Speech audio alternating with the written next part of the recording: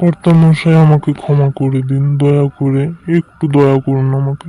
এই কান মুলছি, এই নাক মুলছি, আমি আর এই ভুল কখনো করব না। ভোর হতেই সকালে হারানদের বাড়ি তোলপাড় মুছে যায়। কি গো, কিছু একটা করো না, কিছু করলে কিভাবে সংসারটা চলবে বলো তো? অনাহারে যে দিন কাটাতে হচ্ছে।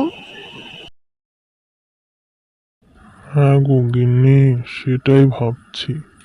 একটু কর্তাদের বাড়িতে গিয়ে দেখি না, হাত পা ধরে বলি যদি একটা কাজের ব্যবস্থা করে দেয়।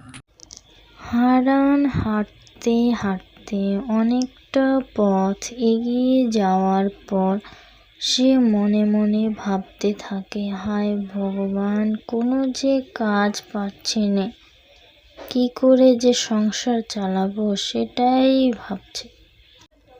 গভীর জঙ্গলে সে রাস্তা পার হয়ে যাওয়ার পর সে ঠিক সেটের কর্তার কাছে পৌঁছে যায়। সে বলতে শুরু করে, কর্তা, আমাকে একটা কাজ দিন না, আমার খুবই দরকার।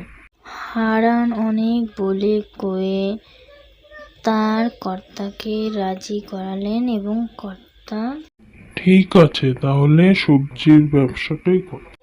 হারান অনেক বলার পর অবশেষে তাকে সেই সবজির ব্যবসাটা করতে দেওয়া হয়েছে এবং সে অনেক দূর পর্যন্ত এগিয়ে যায় সেই সবজির ব্যবসা করে। তার শহর গ্রামে সকল জায়গায় সুনাম হতে থাকে। তারপর অবশেষে সে ব্যবসা করতে করতে অহংকার হয়ে যায় এবং সে পতনের রাস্তায় পড়ে যায়। কর্তা, এবার মতো ক্ষমা করে দিন, আমি আর এই ভুল কখনো করব না। নাক তুলছি, কান মুলছি। এরকম অনেকে আছে যে এই হারানের মতন ব্যবহার করে থাকো। সো তোমরা সবসময় সৎ পথে চলবে বন্ধুরা, তাহলে সবসময় ভালো হবে, খারাপ হবে না।